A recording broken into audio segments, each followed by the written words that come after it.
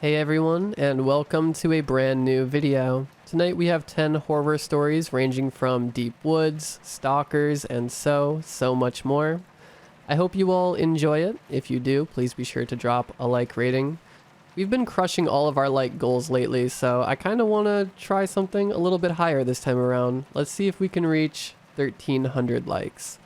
I think if everybody took a quick second, we could do it. Subscribing if you're new is also very much appreciated, as I post content just like this all of the time.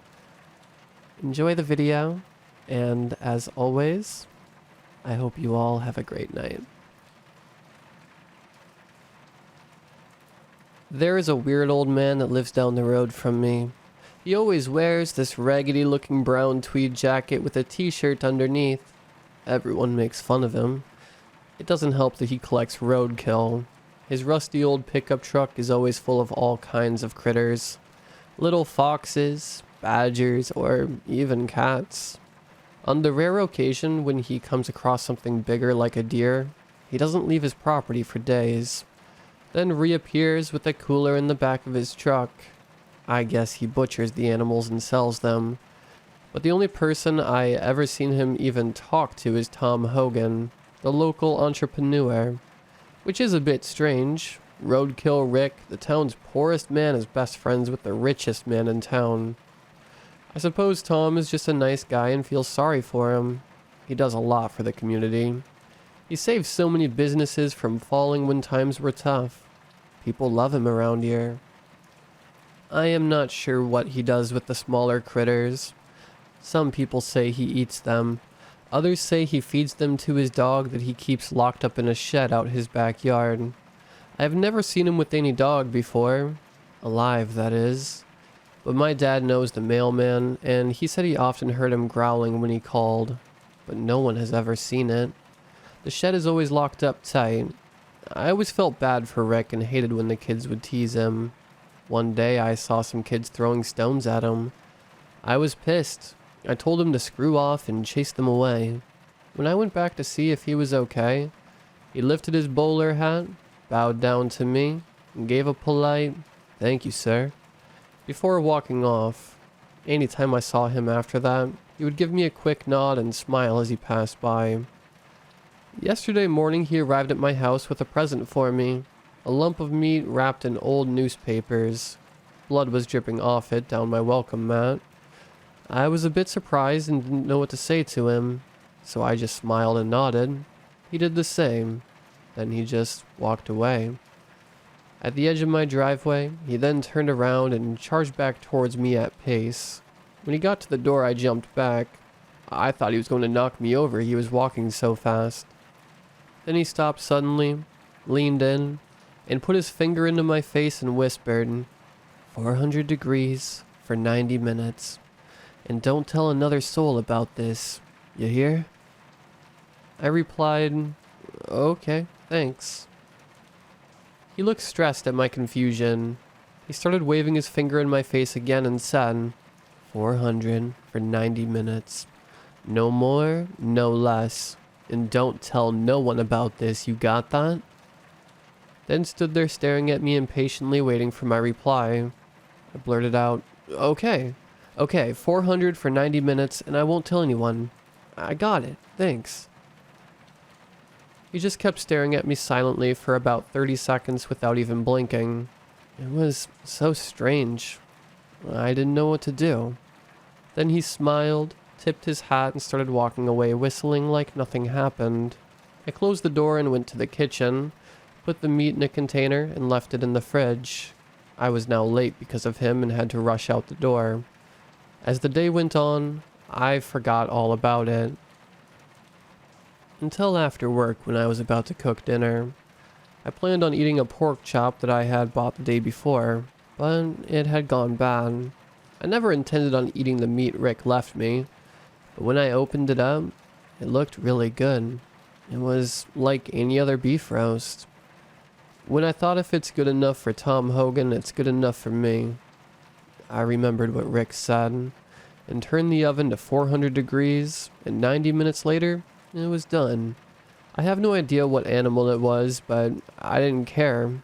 I was starving, and it smelled amazing. I cut off a big lump of it, put it on my plate, and went to the living room to watch TV. After tasting it, I thought Rick was right. 400 for 90 minutes was the perfect amount of time. It was so juicy and tender.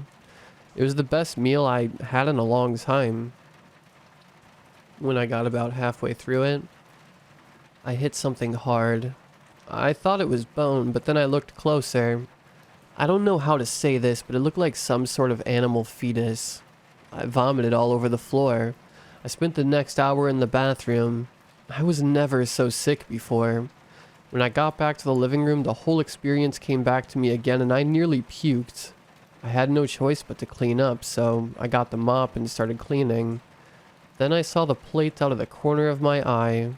I thought I could run to the bin and empty it as fast as I could without looking at it. But when I got to the kitchen, I got curious and decided to have one more look. I wasn't sure what I was looking at. It was round and kind of translucent with something inside, but I couldn't make out what it was. So I leaned in to get a closer look. It moved and frightened the shit out of me. I fell back on my ass. When I got up, I was in shock. I thought, what the hell was that? And how could it survive being cooked? Logically, I thought it was just nerves. I had seen videos of octopus moving after being cooked. I couldn't look at it anymore.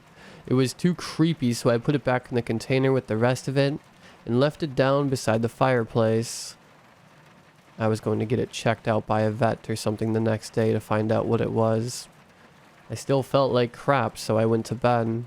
This morning after breakfast, I went to check on it. I'm not sure why. Maybe it was because I was a bit paranoid and wanted to make sure it was actually dead. When I opened the container, my jaw dropped. All the meat was gone and the creature had grown 3 times its size. It started to have more of an oval shape too, and it was getting harder to see through it. The only thing I could make out was 2 eyes. They were blinking and seemed to follow me around the room. I was disgusted. I just closed the lid and fired it in the corner. Then I realized Rick must have known about that thing when he gave it to me. I thought, why would he do that to me? I was always nice to him. I went looking for him. I searched the whole town. I even went to his house, but he wasn't there. His shed was wide open, and he was nowhere to be seen. When I got home, I heard banging coming from the container. I was terrified and didn't know what to do. Then it came to me. It was probably hungry. So I got some sausages from the fridge, opened the lid, dropped them in, and closed it as fast as I could. That seemed to work because I have not heard anything from it for hours. I don't know what to do. It's growing really fast and I don't know who to talk to about it or if I even should, after Rick warned me not to. I'm going to lock it in a suitcase for tonight and hopefully I can find Rick tomorrow and sort all of this out. A lot has happened since my last update. I live in a state of constant paranoia now, and I haven't slept properly in days. It all started the other night after I locked that thing in the suitcase. I shoved it under the bed in the spare room, which is next to mine, and went to bed, but I couldn't sleep. I was afraid it would get out and I'd wake up with it eating my face or something like that. So I must have got up 100 times to make sure it was still locked up. Before I went in, I put on 5 layers of clothes and a hockey mask for protection. It might be a bit extreme, but you can't be too careful. Luckily, nothing happened. I fell asleep at about 3 a.m. At 3:45, I was awakened by the sound of loud banging and scratching coming from the spare room. I jumped out of bed as fast as I could, then spent another 10 minutes putting on all my clothes. By the time I was done, I began to hear a weird screeching noise, which I never heard the likes of before. I grabbed my baseball bat, walked to my bedroom door, took a deep breath, then locked it and started to pray.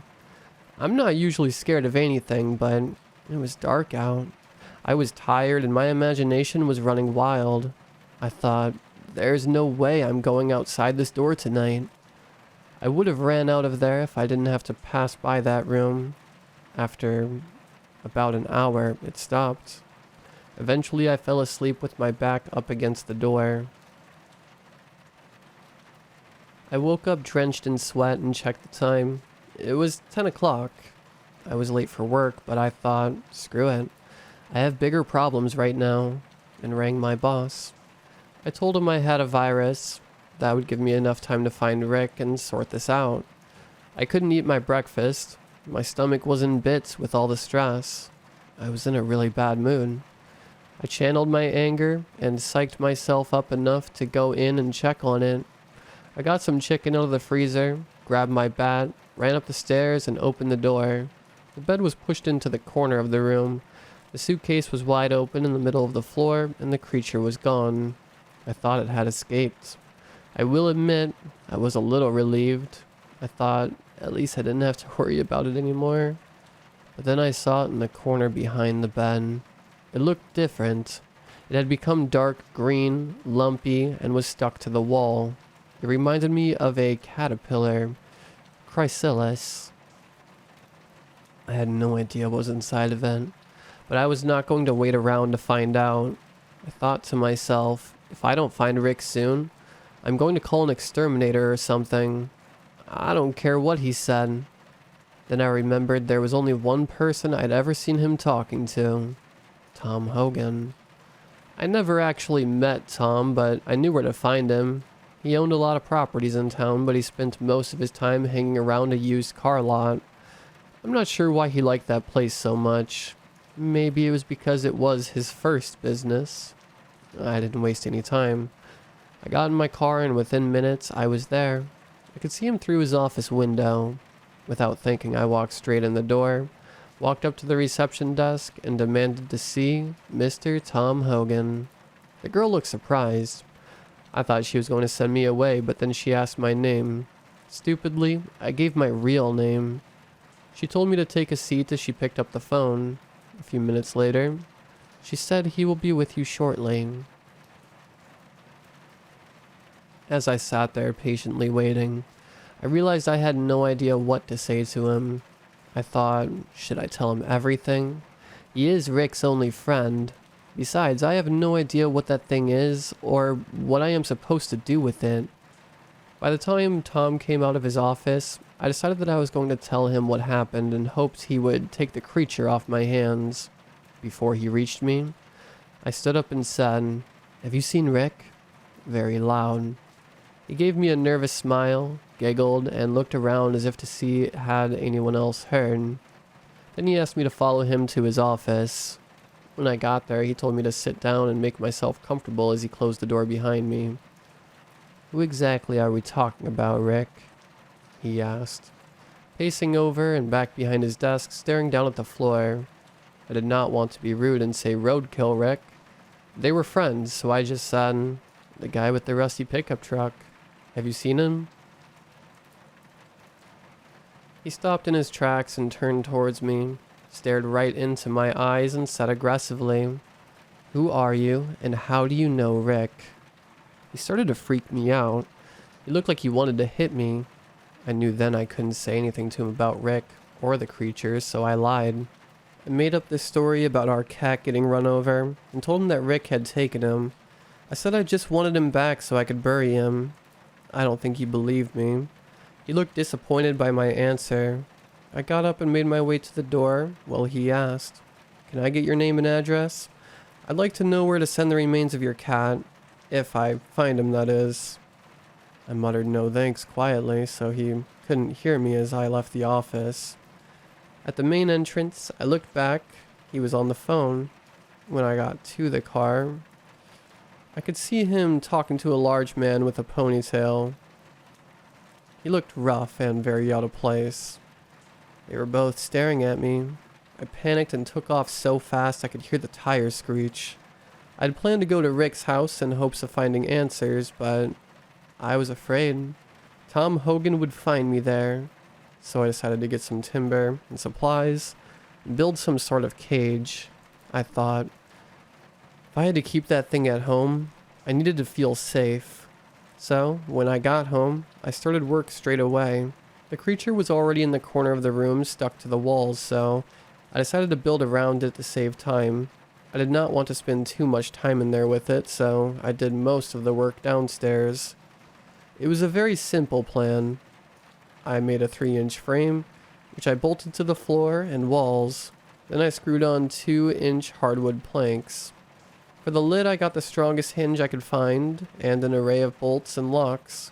I am no carpenter, but I was very happy with the results. By the time I had finished, it was late, and I was exhausted, so I got something to eat and went to bed. I had a rough night and didn't get much sleep, but at least the creature was quiet all night. The first thing I did was go into the room to check on it. I got my flashlight and looked in through the air holes I made. It had gotten slightly bigger, but besides that, there wasn't a real change. I felt a bit more relaxed at home knowing that creature was locked up tight, so I thought I'd have a shower and do a few things around the house. After what happened with Tom Hogan the day before, I was in no rush to go to Rick's house anyway. When I finished, I just sat on the couch and watched TV for a while. It was evening when I decided to leave the house. I had planned on driving past Rick's house first to make sure it was safe, then park down the road and sneak in through a fence at the back of his house without being seen. I didn't get past my front porch because the guy with the ponytail that had been talking to Tom Hogan was parked across the road. I don't think he saw me. I ran in home before he got a chance to see me. I watched him out the window for a while. I think he was waiting for me to come out. After about an hour, the cops passed. I guess they must have frightened him because he drove off. I was so relieved, but that didn't last long. A short time later, I began to hear scratching coming from the spare room, which I ignored. But as the evening turned into night, the scratching returned and became more frequent. I knew it would only be a matter of time before it hatched, so I tried to prepare myself as best I could, which I suppose means nothing since I had no idea what I was dealing with in the first place. To make it worse, that dickhead with the ponytail came back. This time I could see him wandering through the garden. I was sure he was going to break in, until I heard the neighbor that lives across the road shout something. I guess he asked what he was doing. I have no clue what they were talking about, but he left soon after. I was sure it would be a matter of time before he came back, so I got my bat, pulled up a chair, and sat down inside the front door waiting for him. As the night went on, the scratching turned into tearing. Then I heard a series of cracking noises. I was going to leave and sleep at a friend's house until I looked out the window and saw Ponytail parked down the street again. I didn't know what to do. I was trapped and terrified. It was the worst night of my life. The whole time my eyes were going between the window and the stairs. My neck was killing me. I had a splitting headache. I don't know how I fell asleep, but I did. I woke when I heard someone jiggling the handle of my door. I didn't think. I just reacted and jumped up, pulled the door open, then ran out swinging that bat like a madman. It was morning by then and the light was blinding me, so I couldn't see who I was swinging at until I heard him speak. It was my neighbor Chris from across the street. I was so embarrassed. He should have called the cops on me, but he was one of the nicest guys I know. I had enough and couldn't do it on my own anymore. I needed to tell someone, so I told him the whole story. Surprisingly, he was very understanding. I don't think he believed me, though. I was in a state. He probably thought I was high, but he listened to me carefully and waited for me to finish before he said anything. I guess he was trying to choose his words carefully and didn't want to upset me. All he said was, "I will help you get through this. My brother suffers from a similar condition. There is always help. You just need to talk to someone," as he scratched his nose, no doubt to hide his smirk. I didn't argue with him. How could anyone believe a story like that without evidence? Lucky for me, I had some. I tried to convince him to come with me so I could show him. He was hesitant at first, but eventually he did, probably just to humor me. When I got to the top of the stairs, I tried to warn him about what he was about to see, and offered him a spare bat, but he refused. I opened the door little by little. The whole time I was waiting for something to jump out at me. When it was big enough to fit my head through, I looked in. If I was there for 1,000,000 years, I would have never guessed what was behind that door. I was expecting some sort of monstrous death worm or an acid-spitting alien, something freaky like that. But no, sitting out in the middle of the floor was a pig. It was there, staring up at me. I slammed the door shut. I was lost for words. Chris was staring at me and starting to get freaked out. I couldn't show him the pig. He would think I was mad, and I would get signed away. I didn't know what to do. I needed more time to figure things out, so I asked him to come back later. What else could I say? I rushed him out the door and begged him not to tell anyone about what I said. Before he left, he took a letter out of his back pocket and put it on the table beside the front door. He said it got delivered to his place by mistake a few days before. His wife was supposed to drop it over, but she forgot. I didn't care. I just wanted him out of there. I went up one more time to check on that thing. It was still a pig and just sitting there staring up at me. It looked kind of cute and in no way dangerous. When I came back down, I opened the letter. It was from Rick. All it said was, "Don't tell anyone. I mean anyone. Only feed it meat and do not throw out its shit. Burn it. Every last bit of it." I buried a jar under the shed behind my house. Everything you need to know is in there. Find it before it is too late. Good luck. Everything is so messed up and I don't know what to do. I can't leave the house because I'm being watched. If I stay here, either the pig will get me, or I will be taken away in a straitjacket. I am so screwed. I decided to go to Rick's house after all, but I was afraid someone would follow me, so I went out the back door instead. I climbed over my back wall, then snuck out through the side of my neighbor's house. Rick's place was just a half-mile at the edge of town.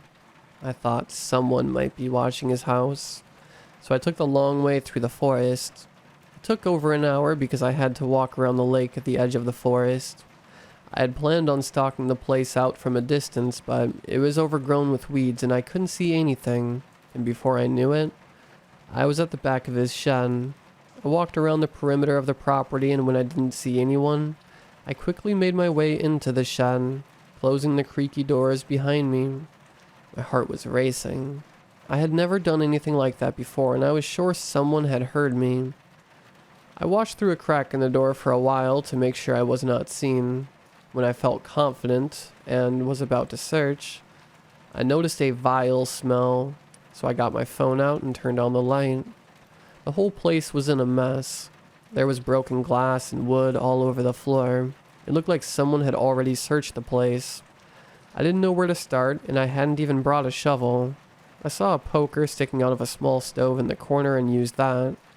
I began to search for loose earth, but there were no signs that showed anything was buried there.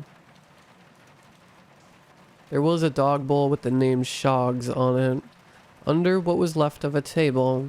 Beside it was a pile of bones. I guess that's where the smell was coming from. I was sure it had to be there, so I started digging, but the soil was rock hard, and I had to give it up a few minutes later.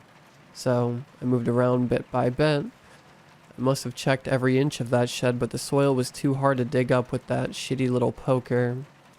I began to think Rick was making a fool of me again, and there was nothing buried in there, until I remembered what the note said about burning the shit, and I thought of the stove. I could see from where I was standing that there was a small bit of loose earth underneath.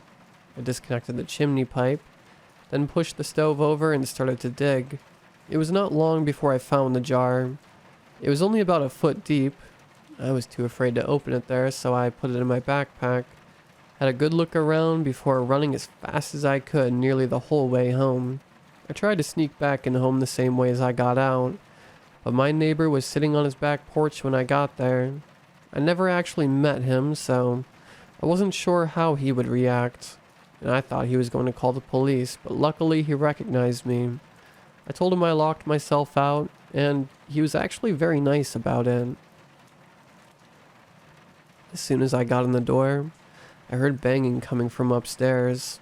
I had forgotten to feed the creature, and it sounded very hungry. I was sure it was going to break the door down. I'd forgotten to buy any meat and couldn't risk going through to my neighbor's again. So I checked the freezer, and all I could find was some chicken nuggets. I wasn't sure how he would react to processed food and didn't want to give it to it. But it was making so much noise I had to try something. The banging suddenly stopped as I made my way up the stairs. When I got to the top, I noticed there was a big crack going down the middle of the door.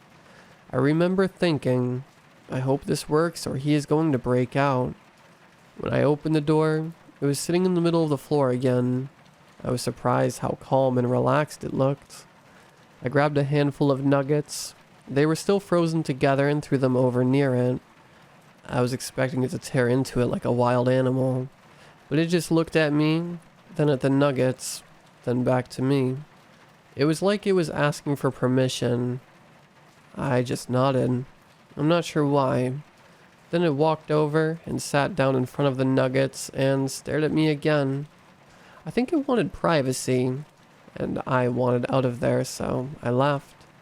As soon as I closed the door, it started to eat.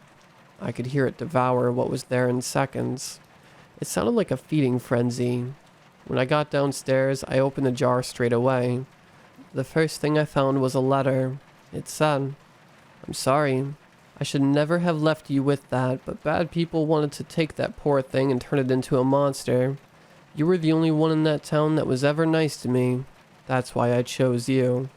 You don't realize the gift I just gave you yet, but you will.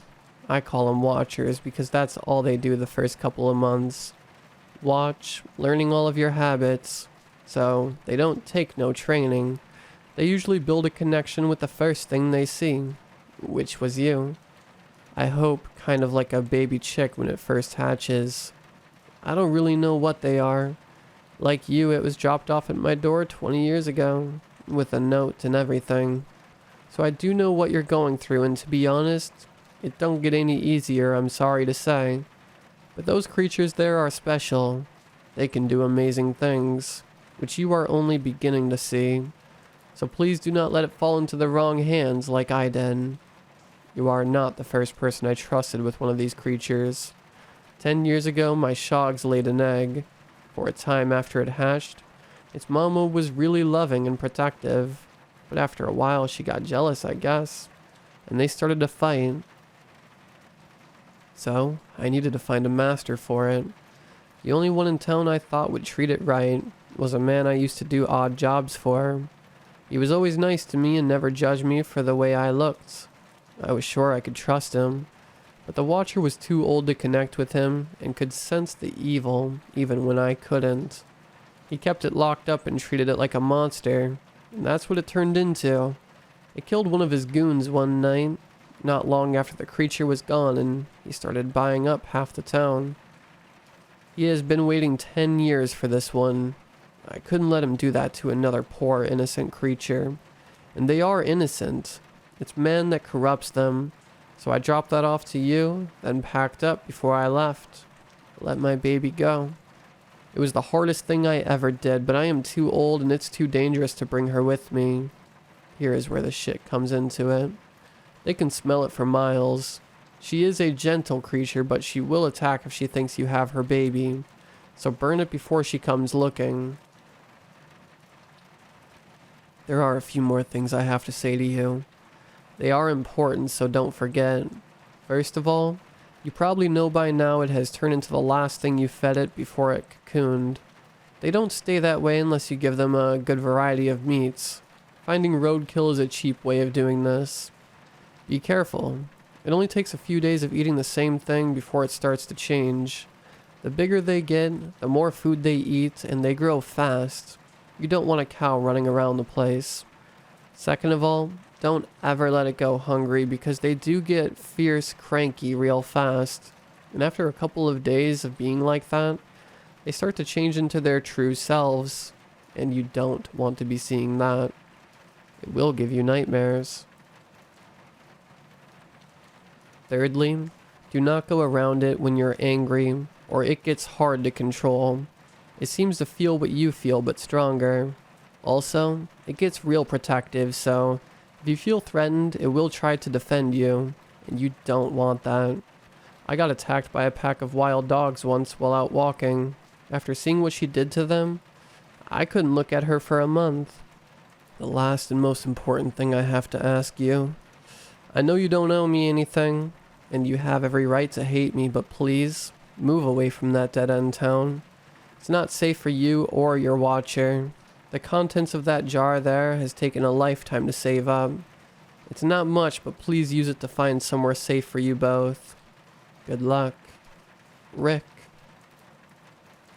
There were thousands wrapped in old newspaper in that jar. At first I thought that was a lot to take in, but then suddenly it came to me and I knew exactly what to do. I'm sorry, but Rick was wrong about me. I am not the nice guy he thought I was.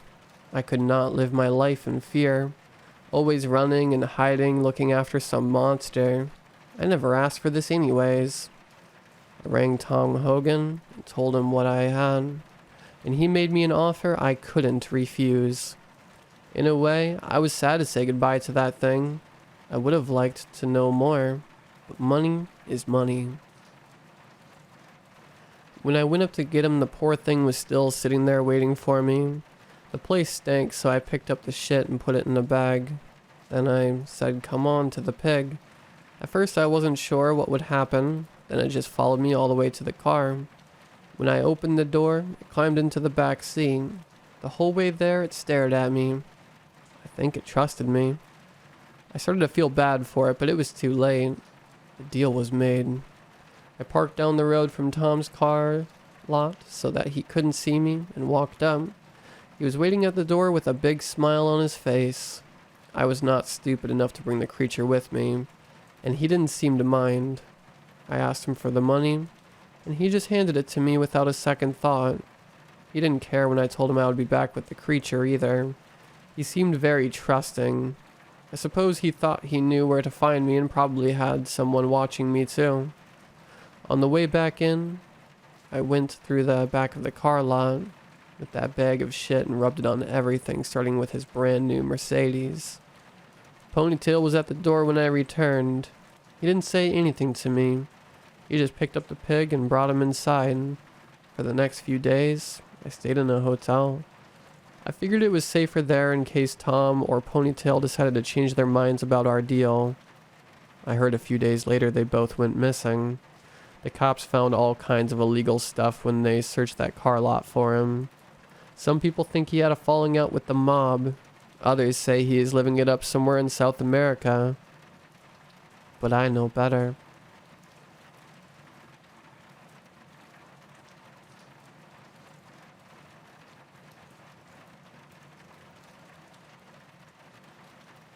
My family is fairly normal, I'd say. Happy and with enough money to get by life easily enough. We live just about 30 miles from the closest town, and I find myself wondering how anyone chose to settle around here in the first place. I should probably explain my situation so that people can understand this. Like I said, my family lives a fair distance from town, and along with this solitude and peace from factors such as light pollution came a rule. The rule was simple enough. Don't look outside at night. I asked my mother why such a rule existed a few years back, and according to her, it became a rule because of what happened to my father. According to her, there were noises outside at night, and so my father went outside to check them out, after they wouldn't stop after a few nights because they were losing sleep over them. After a few minutes, he just came back inside, didn't say a word, and went straight to bed. My mother said he was gone the next morning. The noises happened every night from then on. The story led me to where I am now. Over the years, I wondered more and more what it was that happened to my father, and tonight is the night I made up my mind. I stayed up late enough for the noises to start, and to make sure the rest of my family would be asleep. Tonight was the night I would look outside, just to see what it was that my father saw. I decided I would see it too, even if it killed me or I disappeared like my father. I went to the window in my room, opened the curtains and stared out. What I saw was the woods surrounding our home, but there was an obvious intrusion in the back scenery. There were two orbs of yellow piercing through the tree line. My eyes immediately locked onto the unfamiliar sight as I tried to figure out what they were. Then two more appeared, slowly fading into my vision. Then two more, coming in from the side of my vision, slowly increasing until at least 40 orbs of yellow were in the trees. Then I saw them, the slits of black in these orbs slowly dilating as I realized that all the eyes were looking directly at me. I closed the curtains as quickly as I could after that. I rushed to my computer to at least get something typed down. That was when I heard it, louder than ever before. The noises outside, the soft bumps upon the ground approaching closer towards the window. I jumped up to make sure the window was locked, hearing nearly the same noise move away from the window before circling the building. Then the breathing again, a heavy breath outside the window, then another. The thumps then came down the hallway of my house. My door was already locked to make sure no one else would interrupt me in seeing what my father saw, yet I still felt a sense of dread as the noise approached it. Then a second pair of lungs began to breathe just as heavily, just outside the door to my room. That was when it sank into me that I wouldn't be leaving my room alive tonight, or at least wouldn't be leaving of my own volition. I saw the eyes at about 12:30. It has reached 2 a.m. as I write this. My eyes are growing heavy. I recognize that the moment my guard has lowered and my eyes have closed, I will suffer the same fate as my father, and I see that it may be an even worse fate than I had imagined. I will be going to sleep soon after typing this. My only hope is that my mother and younger brother don't make the same mistake I have. I will suffer the consequences for breaking my family's one rule. Don't look outside at night.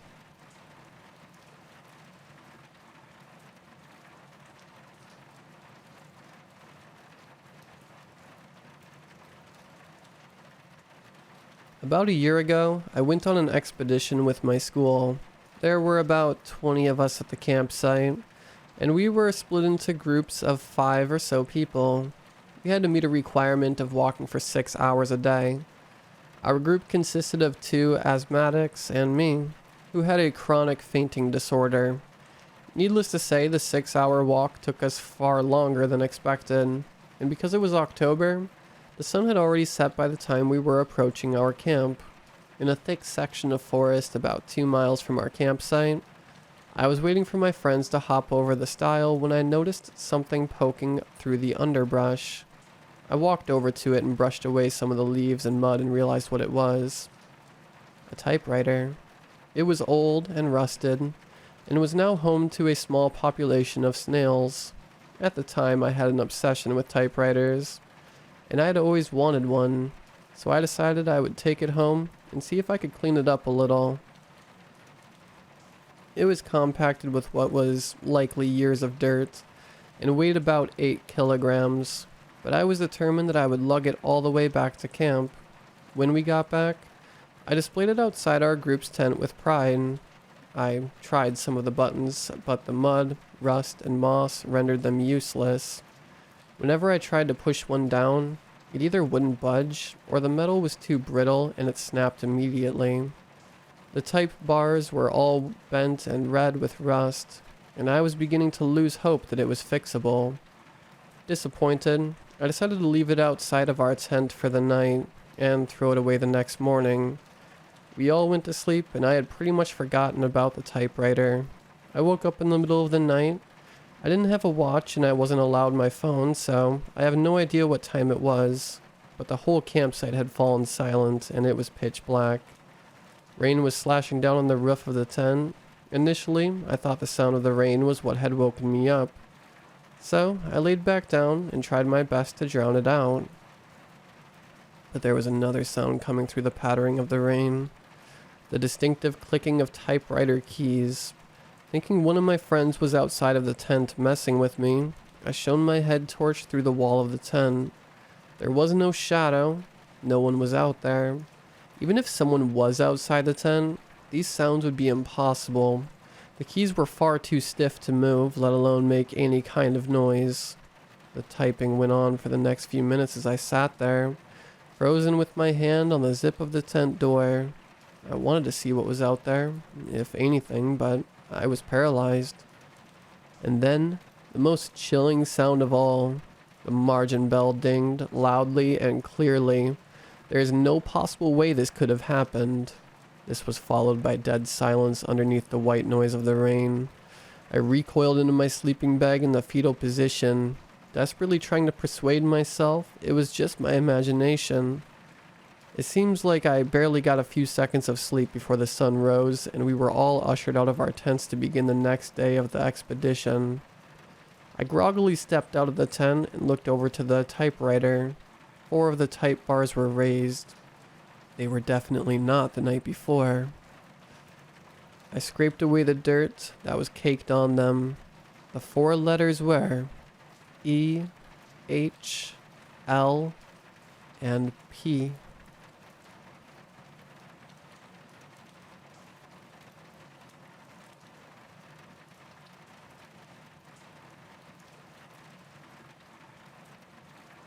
This is a story that's been around in my hometown since I was a kid. It was kind of a big thing at the time. The children tried to piece it together, what they knew about this girl from here, and the adults repeated what they heard from the mom or neighbors while it was happening. It basically became our local legend. I thought you guys might appreciate it. The way it goes, there was this girl named Sadie. She would have been older than me, but by my brother swears he knew her. One day she's out playing in her backyard and everything is normal until her mom goes in to get some lemonade. By the time the mom got back, Sadie is gone. No trace of her at all. It was a fenced-in yard, so it didn't make any sense that she would just disappear like that. Certainly not in such a small amount of time. The mom freaked out and called everyone she could. Everyone pretty much knows each other here, so over the next few weeks, half the town was out looking for Sadie. They took time off work. They checked all through the woods, and when that didn't work, they went door to door in neighboring towns. After a while, people start saying her description out of habit to whoever they meet. 10 years old, blonde hair, whatever. We're close to a kind of famous UFO town, so it didn't take long for the rumors to start. The girl must have been abducted. A neighbor swore he saw something appear over Sadie's house only for a second, around the time she disappeared. Other people started saying they were seeing things at night, lights in the sky and stuff like that. Everybody had a story, but none had anything they could prove. Then one day when the mom is about to give up all hope, Sadie just walks in through the back door. She's in the same clothes as the day she disappeared. Doesn't look any different when she was playing in the backyard, and doesn't seem to realize anything was wrong at all. Supposedly, she asked why her mom hadn't come back out with the lemonade. The mom couldn't believe it.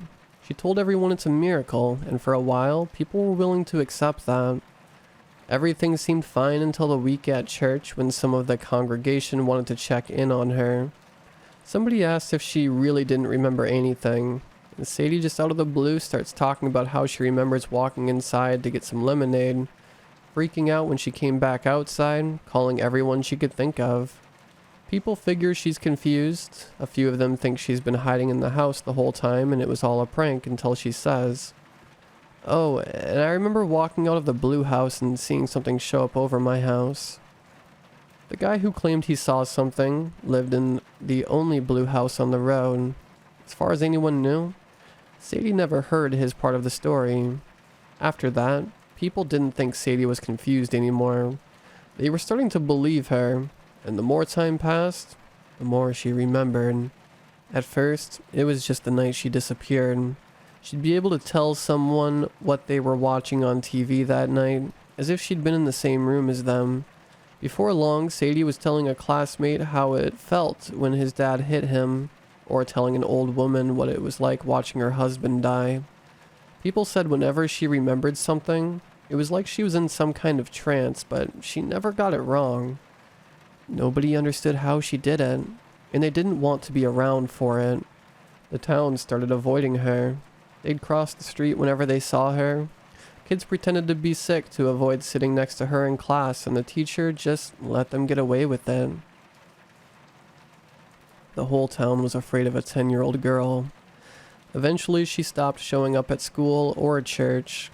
Nobody even made an effort to contact the mom. It's like she was the town curse. Weeks went by, and as far as people could tell, Sadie and her mom weren't even leaving their house. Most folks liked it better that way. Everything stayed quiet until one day a neighbor hears a gunshot come from the house. He called the cops. The cops show up a few minutes later and run in the house to find Sadie's mom bleeding out of the floor. They look up and see Sadie, gun at her feet, standing across from them. She'd somehow figured out the mom's lock and shot her through the back with her own gun. When one of the cops asked what happened, Sadie looked him right in the eyes and said, "I remembered what she did." That's all they got from her. No explanation, no context, just, "I remembered what she did." The story goes the cops didn't even make it back to the station with Sadie. She'd been in the back of one of the cars, but something caught the cop's eye. And when he looked back up to check on her, she was just gone. This time she didn't turn back up. That night is the last time anybody ever saw her. To this day, parents in my town are wary about letting their kids play outside. It's one of those things. Everybody here remembers what happened to Sadie, even the people who weren't there for it.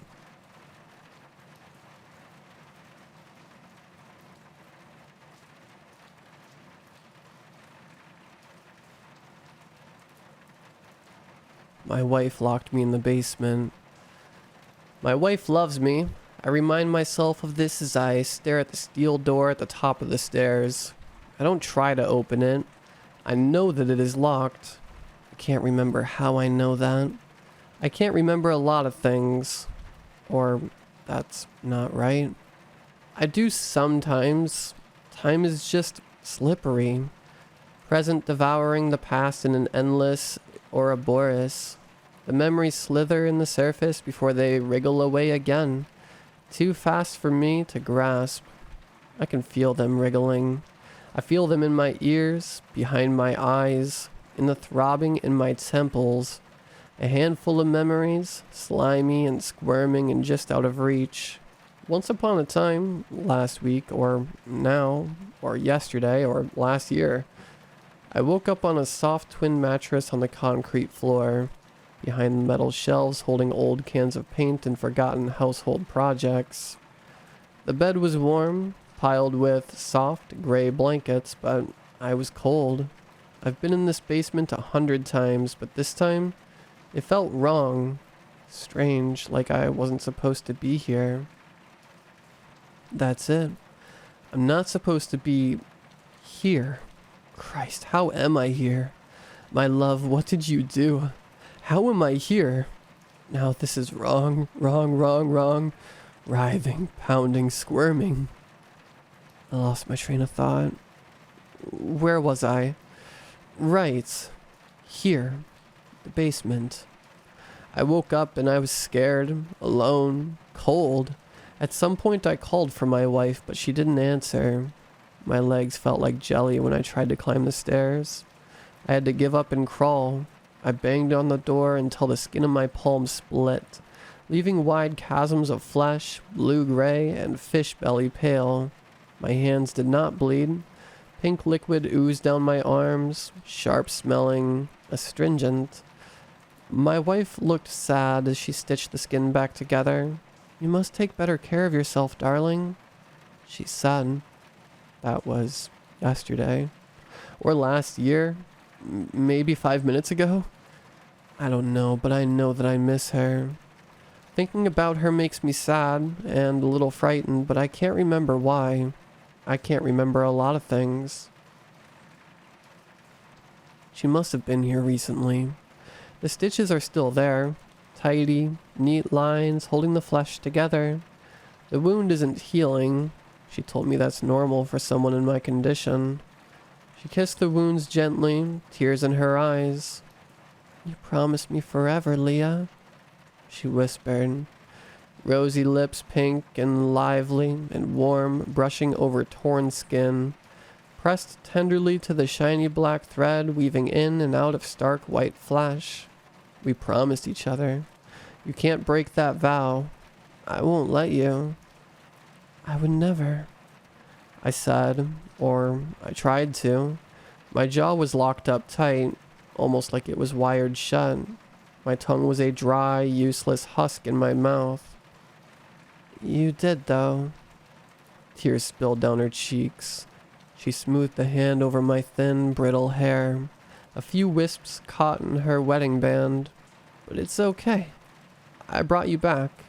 I'll keep you safe. Safe is good, I mumbled. I leaned into her touch. Her body was warm. She smiled at me, but her eyes were sad. I didn't mean to make her sad. I think I might be sick, but I don't feel ill. I don't really feel anything. Just the writhing in my head, the slithering. My wife left me this phone to call her if I need her. The screen is crushed in one corner. Thick glass, nearly shattered. Cracks, spider webbing, and thin slivers across the surface. There's a faint brown-red stain on the case. I think it's my phone, but my wife's number is the only one saved in the contacts. Sometimes I press the button and it rings, rings, rings. Have I called her yet today? I don't know the password for any of the apps. This one is logged in. I remember I liked coming on here, reading stories. I can't remember if I ever told any of my own. I can't remember a lot of things. When I try, the writhing intensifies. Entire brain squirming in my skull, gray matter thrashing against bone. It doesn't hurt, at least. Nothing hurts. I think that's a good thing. I remember pain in that elusive before.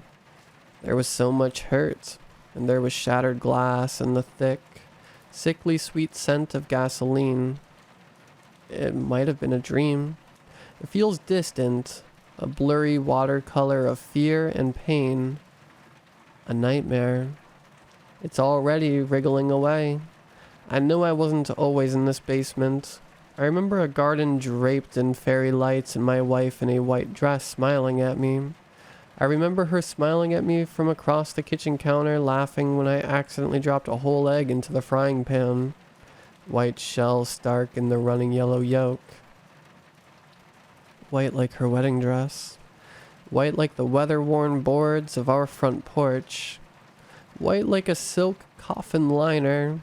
White like high beams barreling down the road, coming at you fast. White like maggots squirming in flesh. White like my wife's teeth when she smiles at me. She smiles at me a lot. She loves me. Her smiles are always sad now. I can't remember why she's so sad. I can't remember a lot of things. Maybe it's because of the dog. There was a dog in the road. I like dogs. I pulled the steering wheel to the right, and then, stop. It's wriggling again. I wanted to stop. I shouldn't be here. It's so quiet in the basement. How long have I been down here? Why is the door locked? My fingernails are black. I don't remember painting them. I tried to chip off the polish and the whole nail slid off, thick and cracked down the middle. The skin underneath is a bluish, mottled gray. There is no blood, just that pink, sharp liquid, cool to the touch.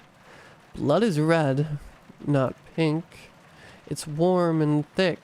It gets in your eyes and your head hurts and the lights are too bright and it drips and flows and slithers and writhes and... It doesn't hurt now. Not my palms. Not my fingernail. Not my head. Nothing hurts.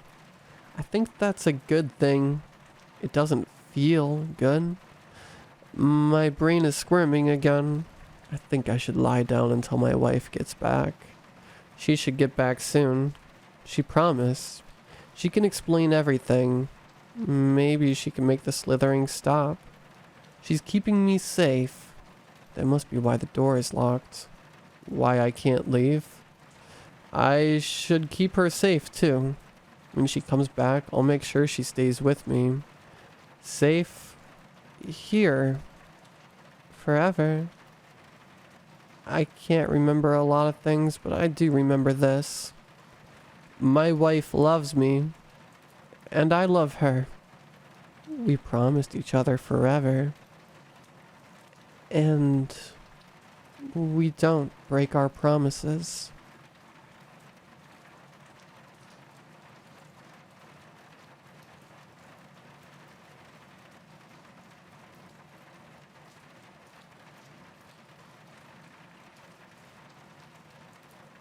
My wife, my neighbors, and I are all huddled up in our little trailer, terrified to look or go outside. It may sound crazy, but we all think we saw a police officer get abducted by something not of this world. Saturday, around 7 p.m., the sun had just started getting low in the sky. A distant storm created a picturesque Appalachian sunset as the sunlight bounced off clouds, spreading pinks, purples, and oranges throughout the sky. Our little trailer is one of the few that are nestled right on the edge of heavy woods. We and our neighbors are all really close, and on many evenings, you can find us enjoying a cookout together, or just sitting and chatting around a fire. For my wife and I, the Saturday evening was everything we always hoped for. Beers and burgers on the grill were the opening act to a night of watching horror movies and cuddling on our little couch. Little did we know, we would soon be starring in our own little horror story. Suds and conversation quickly turned the evening to night as the trees were now silhouettes against the darkening sky. Time ticked on as we looked up at the starry night sky while Phil Collins hammered out his drum solo from In the Air Tonight. I attempted to impress my wife with my small knowledge of the constellations. They are the only part I remember from astronomy in college before it all became about math. "What's that star?" she asked while pointing towards the eastern sky. Her directions had me looking at a low, hanging bright light that hung right above the tree line. The light had a greenish hue to it, and it was definitely nothing we covered in astronomy class. I told her in my most confident mansplaining voice that it must be the planet Venus. She bought it with a, It was now well past 10 and we retired to the trailer. We got 1.5 movies into the Child's Play series before our cuddling became kissing. We were working our clothes off before we heard a loud banging from the back door. A look at the clock showed it was midnight. Strange. I slowly opened the door to find our two elderly neighbors, Janet and Pam, standing close together with very concerned looks on their faces. This weekend it was just us four in our small trailer park. "I'm so sorry to bother you, Jimmy," Janet said in her sweet voice, "but we are really scared. For the last hour, we have heard the strangest sound outside our bedroom window. It doesn't really sound like an animal or anything. It almost sounds like a person making a weird noise with their mouth. We were hoping you could come check it out." I gave my wife a "what the hell" glance and agreed to take a look. My wife and our neighbors stayed at our trailer, so I made my way down to their place. The spaces between our lots are wide open, but have high grass and foliage.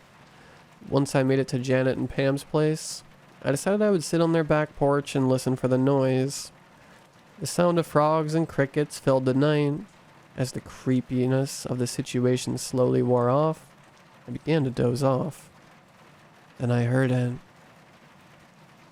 Shush, shush, shush. It sounded like someone was trying to imitate the sound of air rushing from a tube. Shush, shush, shush. I heard it 3 more times. It was close to the trailer on my right. The hairs on the back of my neck stood. Shush, shush, shush. It had gotten closer. I pulled my phone from my pocket and used the flashlight to illuminate the area I had heard the sound from. Shush, shush, shush. Nothing was there, but the noise was sure as hell there. I gathered my composure and reassured myself there was an explanation. Taking a deep breath, I got up and made my way down the porch steps. Shush, shush, shush. At the bottom, I stood for a moment and gathered my courage. I started walking towards the noise as the light from my phone led the way. Shush, shush, shush. I could tell I was getting closer. I paused and looked as hard as I could to find the source. Then the tall grass rustled as if something was moving around. Something I still couldn't see. The rustling moved away from me through the grass like the thing was running. I swear to you I could hear the footsteps and sound of sticks and twigs breaking as it fled. The movement stopped about 10 feet from me. Then, shush, shush, shush. The sound was further away. I was flabbergasted. My brain couldn't comprehend what was happening. I kept my light shone in the thing's direction. Heard it again. Then suddenly the movement in the grass rushed back towards me, and when it got within 2 feet of me, it cut towards the trailer. I heard banging up the side of the building. Then from above me on the roof of Janet and Pam's home, I heard it again. That was enough for me. I sprinted back to our trailer. As I got closer to home, I looked out above the top of our trailer, and the greenish star still hung in the eastern sky, but now the star's light pulsed. Once inside, I was bombarded with a million questions, and I replied that I thought we needed to call law enforcement. Oh God, really? Asked Janet. I then told them what happened. They were all mortified and in disbelief, but they could tell by the tears of fear in my eyes that I was telling them the truth. My wife called 911, who said they would have a deputy out shortly. We turned off anything in the trailer that was making noise so we could listen for the thing outside. It didn't take long for the thing to begin to let its presence be known. Shush, shush, shush. The sound came from the back side of the trailer. My wife grabbed my arm and buried her face into me. Hearing the noise for the first time made things real for her. We all sat on the couch, huddled together as we all followed the thing's movement by the sound it was making. Chush, chush, chush.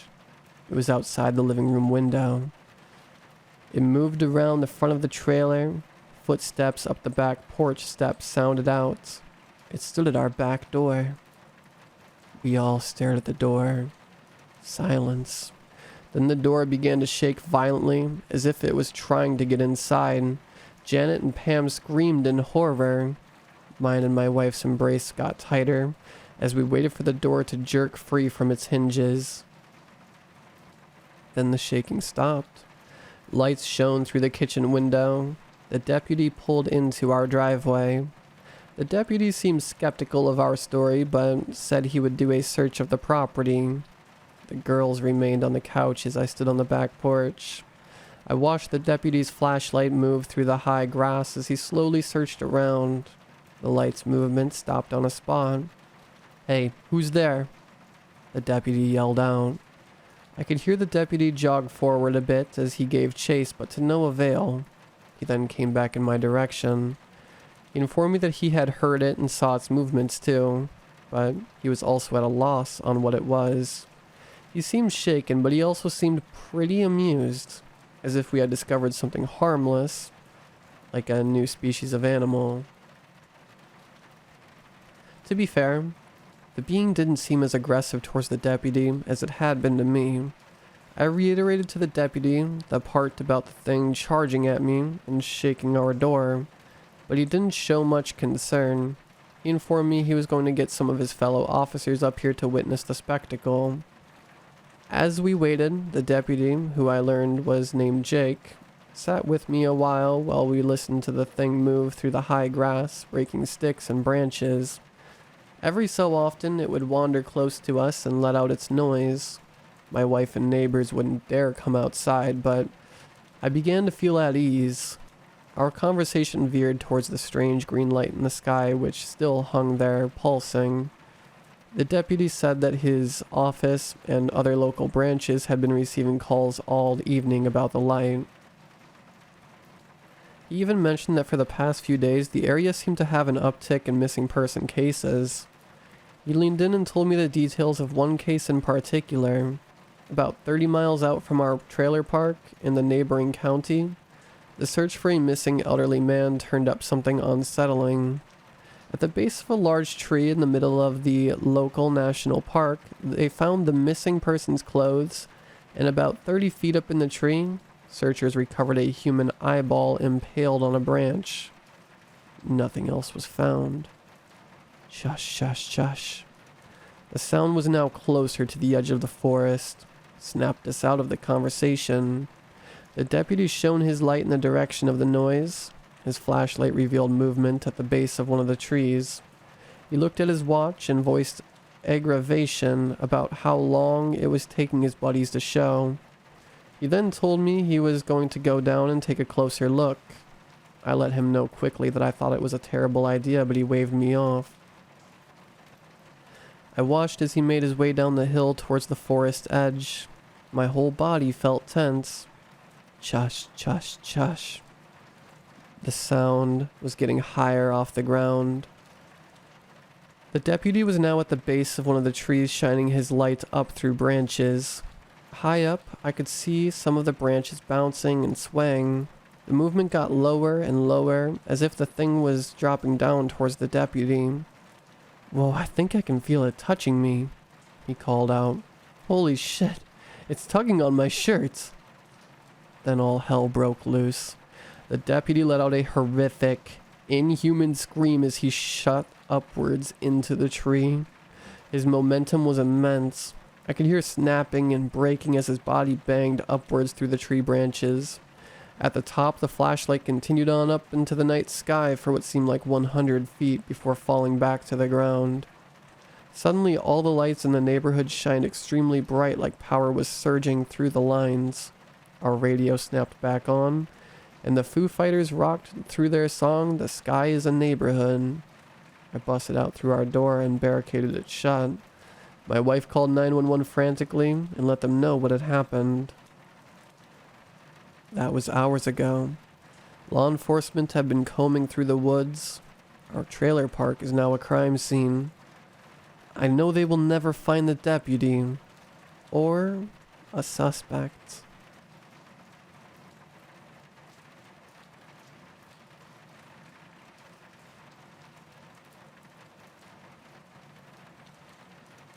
My first memory was in the backseat of my parents' Honda Odyssey, staring out at the rows of vibrant green trees, clashing with the grayish blue sky as they zipped past. I think we were coming back from church based on how everyone was dressed.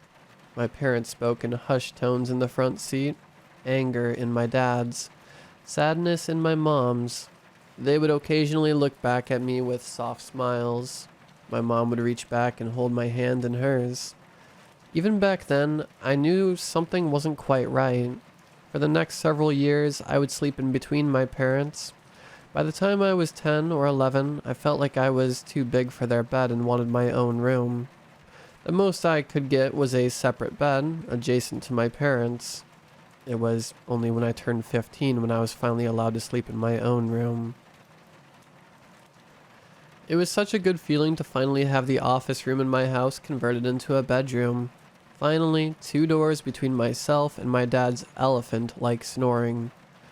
I got all my clothes, makeup, magazines, and books from the loft and began to decorate my own room.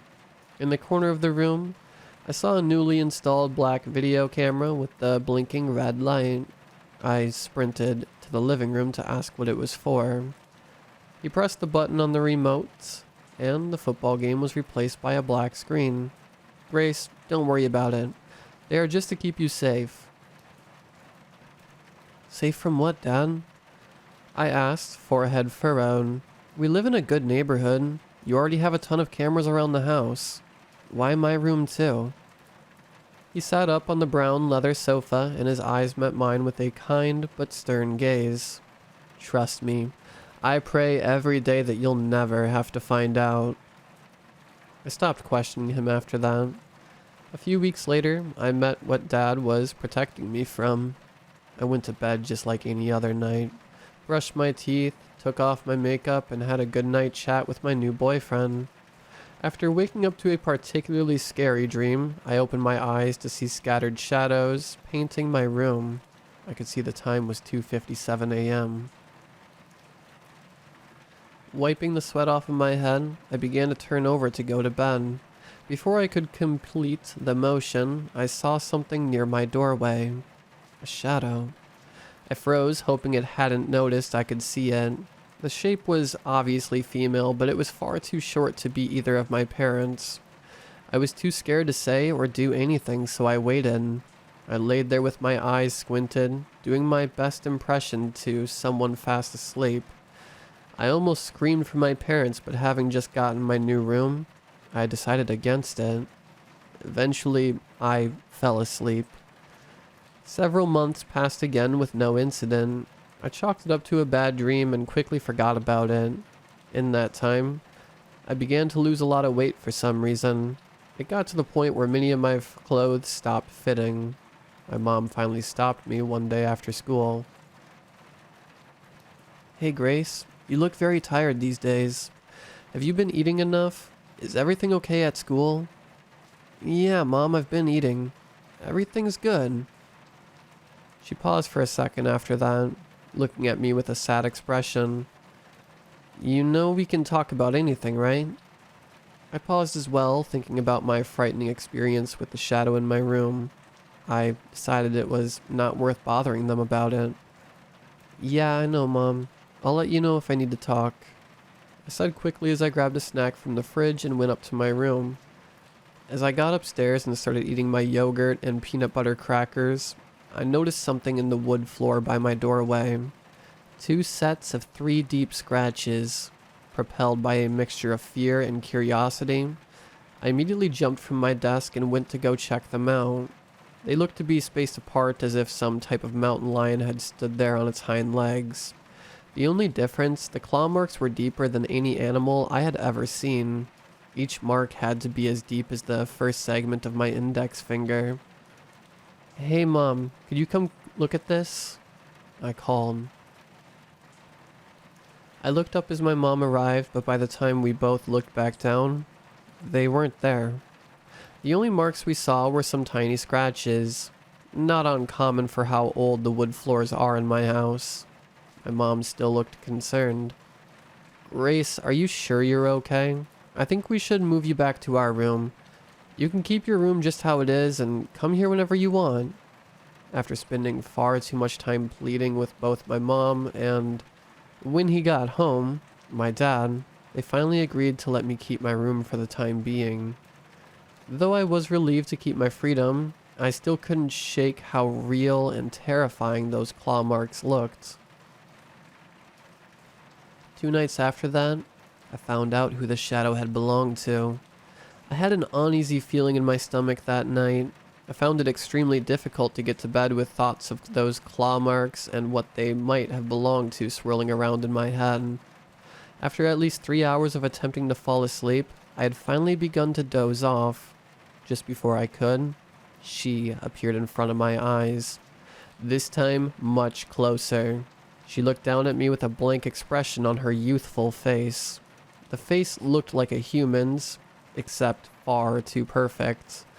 A perfectly symmetrical face, porcelain skin with not one blemish on it, long black hair draped on either side of her head. Her eyes glowed a shade of beautiful cerulean. I was locked in her gaze for what felt like hours, again too terrified to move. This time there was no hiding the fact that I was awake and could see her watching me. Looking down her frame, draped in a white nightgown, I saw what made the claw marks from earlier. Her feet resembled human feet except for only having 3 toes. Sticking from each toe were massive claws. The same claws protruded from each finger on her hands as well. Her stance resembled a goat, heels in the air and all of her weight balanced on the toes. Her perfect face broke into a grin, or what was an approximation of one. The smile was just as pristine as the rest of her, producing an uncanny doll-like visage. She slowly reached a pale hand up towards me and lightly stroked my face with just enough force that I could feel how sharp the claws were. The sensation broke me out of my frozen stupor.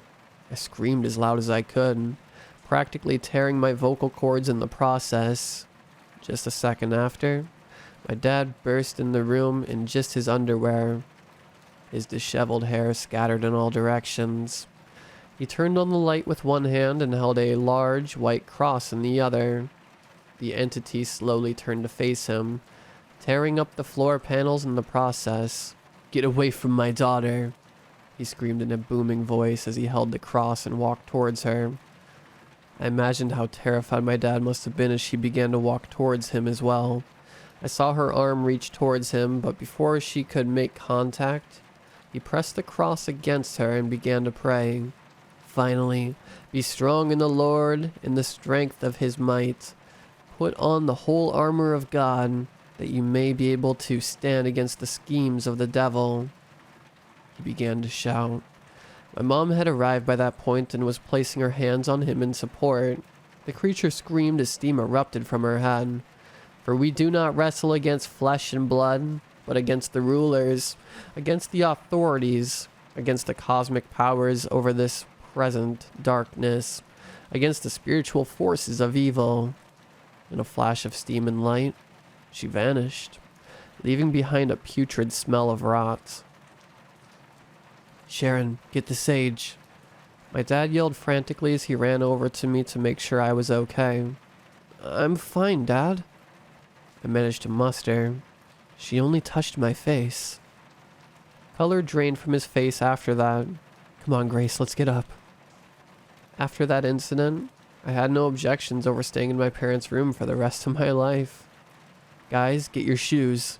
Let's go on a drive to clear our heads," my dad said quickly as he grabbed several things from his closet. Holy water, crosses, more sage, a few Bibles. We got out of the house as fast as we could and jumped into the car. I shivered violently, looking at the bright square in my bedroom window as the car peeled out of the driveway. We were on the freeway before anyone said anything. "Guys, what was that?" I asked in a quiet, defeated voice. My mom was the first to speak. After seeing a quick nod from my dad, she said, "Grace, I think it's time we told you. We were told you were cursed when you were a baby. The moment we first brought you to church, the pastor would not even allow you to be baptized. He said that something malevolent is haunting you and will eventually take you away." She began to cry and held my hand. "We tried to protect you for a long time. That's why we kept you as close as possible. We didn't want to give it a chance to take you. The only advice the pastor gave us was to guard you at all times. She can only get you if you are alone." I began to cry too. I had noticed my hands in her grasp were even more frail than before. My face in the rearview mirror was bony and my eyes sunken. My dad continued, "We're going to protect you, okay? We'll stick together so she can never attack you again. If you ever feel scared, I will teach you the same prayer I used to get rid of her this time." His voice seemed less confident than his words. I nodded, blinking away my tears. Despite the fact that the incident had nothing to do with our house, we decided a change of scenery would help calm everyone's nerves. My parents took time off work so we could go on a small family vacation. It was difficult to get our minds off of the demon, but eventually we were able to. In fact, it was almost fun. We got a hotel near a beach in a nearby city, just like old times. We shared a king-size bed. I slept between them. Instead of feeling smothered like I used to, I now felt protected. I constantly reminded myself that she couldn't get me if they kept guard. That changed last night. It was a few nights into our vacation, and we had gotten ready for bed. It was just 15 minutes or so after my parents had slept. I was beginning to fall asleep as well. I blinked as my eyes grew heavy. I felt an intense sensation of falling and jolted awake to see her. Right above me on the ceiling, The claws on her hands and feet were firmly planted in the ceiling, but she still faced me with her head tilted in the most unnatural angle. Her long hair fell over her head, but I could still see that perfect, doll-like face peering at me with unblinking eyes. This time, I wasn't able to move an inch. I tried with all my effort to shake my body awake, but there was no chance. I was completely locked in this staring contest with the demon. I felt for the ability to move my face muscles to scream for help and found I could just barely move my lips. I was not able to scream or even talk, but I found all my strength to move my lips in a whisper. Be strong in the Lord and in the strength of his might. Put on the whole armor of God that you may be able to stand. I stopped my prayer in horror as I noticed the glee on her face. Her mouth was moving to mimic the exact words coming out of my mouth, to the letter. By this time, both my parents had woken up and realized something was wrong. My dad had already pulled both his holy water and cross out and had begun to recite the same prayer as his wide eyes were locked on the demon. My mother grabbed me and we fled to the other corner of the room, clutching some of the holy water as well. Finally, be strong in the Lord and in the strength of his might. Put on the whole armor of God, that you may be able to stand against the schemes of the devil. As he held up the cross and said the prayers, she leaped off the ceiling, about 4 feet away from my dad. Her head was cocked to the side in what almost seemed like amusement. As she heard the last word of the prayer, she responded, "That won't work on me anymore. I'm too powerful now." She walked towards my dad as he held the cross out again. She laughed again as she pressed her own forehead to it. Nothing happened. "That won't work either," she said with a sinister smile as my dad splashed all of the holy water on her. She let out a horrible witch-like cackle, and then before my dad could react, lurched forward and grabbed his throat, pressing him against the wall. "Grace, Sharon, run," he gasped as her grip tightened. "I almost have all of her soul now. If you let me finish the job now, I'll let you live. She won't survive either way. I'll never let you take her," he spat. My dad fought until the end. He groaned and tried to punch and claw back. I'll never forget his last cries as my mom and I crawled out the window and ran as fast as we could to the car. We're currently on the road as I type this. It's been nearly 2 days of non-stop driving. We have been frantically searching for clues as to what this thing is and how to stop it. Does anyone know what this creature might be? I need to find out before it's too late. Even as I look into my car's mirror right now, I can see my face slowly change. My cheekbones are getting more and more prominent. I am slowly losing strength even as I write this. I don't have much time left.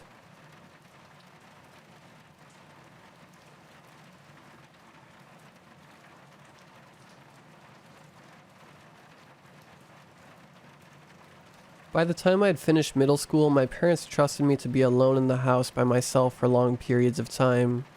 We're talking days at a time. They did this so someone could care for our elderly dog who needed attention and supervision 24/7. With this, sometimes my parents would go out of state on a small vacation for the weekend, leaving me in the house by myself. Back to the present. It was a chilly fall evening. My parents had left early Friday morning and wouldn't be back until Sunday night. Everything had gone smoothly, and I was having a good time finally getting the house to myself. Until Saturday. When my parents left, I brought my gaming console out into the living room along with some pillows and a blanket. Figuring my dog slept in the living room, I'd sleep out there with her in case she needed me in the middle of the night. It was getting to be around dinner time. After I fed my dog, I texted my mom asking for a bit of money to order a pizza because I didn't feel like cooking that night. I ordered the pizza and sat on the couch playing a shooting game until the time had passed, and I heard the doorbell ring. I got up and quickly threw on my jacket and went to look through the peephole. There stood the pizza guy, a medium-height, middle-aged looking guy. He had dirty blonde hair and eye bags, seeming like he hadn't slept in a year. I could smell the dirty stench of cigarettes through my door. He had his eyes fixed on the camera doorbell, with a worried look on his face. I unlocked the door and opened it in the equivalent of my body width and greeted him with a smile. His eyes darted over to me. A small, creepy grin grew on his face. "Oh, I wasn't expecting a young girl like you," he said. "Gross," I thought. Confused on how to answer, I replied in a quiet giggle. I held out my hands to take my food. "So, how old are you?" The man asked, still grinning. "Sorry, man. I don't answer questions like that," I said, even more creeped out than before. He huffed, seeming to get frustrated. I placed the pizza boxes down on the couch next to me and reached into my pocket to hand him the tip I had planned to give him. "Are your parents home?" he asked. Lying, I replied, "Yeah, they're in the other room." I hoped he would believe me and just go, seeing as my parents took my mom's car on vacation, leaving my dad's car in the driveway. He scoffed and said, "You know, I like that game too. Do you like shooters?" Referring to my pause game screen on the TV behind me. I became increasingly annoyed, but I didn't want to be rude and just slammed the door in his face. "Yeah, sure. Look, I'm sorry, but I have to go now," I said, trying everything I could to get this man to leave me the hell alone. The man scowled. He took the tip and crumpled it in his hand and started muttering profanities under his breath. But I only could make out one phrase before I shut the door. "You're gonna regret this." I locked the door and anxiously watched carefully from the window to make sure he got back in his car. I didn't stop watching until he sped off around the corner. I let out a sigh of relief and did a quick sweep around the house and made sure all the windows and doors were locked. A couple of hours had passed until I decided I was going to lay down and watch TV for the night, until I fell asleep. I made sure my dog was tended to and laid down. Before I noticed, I had drifted off, completely forgetting the interaction I had earlier in the day. When I woke up, it was still dark outside, 2 in the morning-ish. My dog was barking like crazy, and not a "I want to go outside" bark, an alarmed "I see a stranger" kind of bark. If you have a dog, you understand this, and you know what they're indicating to you. I propped myself up on my elbows and stretched for a second, looking around for a bit and didn't see anything. I was about to lay back down until I noticed in the corner of my eye a face. The window to my right, I saw the man from earlier, grinning again. He waved at me, still smiling, but looking more sinister by the second. I felt my blood run cold. Why is he here? How long had he been watching me sleep? I shot up. My fight or flight triggered instantly. I ran to my room and pulled the baseball bat out from underneath my bed and walked back to the living room where I had been sleeping, clutching it in my hand. When I went back, the man had moved from the window to the front door, knocking gently. "Let's hang out and have some fun," I heard him say from outside. "I'm gonna call the police if you don't get the hell away from my house," I yelled back. He banged on the door, violently aggressive this time. "The hell you will, you little brat," he screamed. The doorknob shook violently. My dog was going mad at this point, so I took her with me and locked myself into my room and dialed 911 on my phone. I was explaining what was happening when I heard a couple loud bangs. He was throwing himself at my front door to do his best to bust through it. I had texted my parents and they had already packed and started driving back. But all of that left my mind when I heard the front door burst open and fall onto the ground of my living room. I whispered into my phone to the 911 operator that the man had broken into my house, and the person on the other end of the line instructed me to stay quiet and sit tight, as the police were minutes away. Before I could think of anything, my phone died and I started panicking. I quickly went over and shut my bedroom lights off and hid in the closet with my dog, petting her as to make sure she wouldn't bark and reveal our hiding spot. I heard the man walking through my house, searching under tables, behind couches, and in hallway closets. He stopped walking for a moment. I could hear him directly outside my bedroom door. He shook the handle and huffed the same way before, indicating he was becoming frustrated. There was a couple bangs on the door before he was able to punch a hole through my door, but enough to fit his hand through to unlock it. I heard the lock. It gave a small click sound before the door creaked open. It was pitch black in my room. The man took a step in and stood there. Seconds felt like hours. I cupped my hand over my mouth to quiet my anxious breathing. I heard him rummaging through my belongings. He looked under the bed, under the desk, then the last place to hide. He had his hand on the closet door. I'm dead, I thought. I didn't know who he was or what he wanted, but I knew it wasn't going to be good. Before he had the chance to open the closet, my prayers were answered and I heard the sirens of police getting closer and closer. Damn it, the man whispered. He exited my bedroom and ran through my home. I heard the back door slide open and the crunching footsteps through the dead grass. The 911 operator must have told the police where I was, and I felt like I could finally breathe again when an officer opened the closet door and told me it was okay to come out.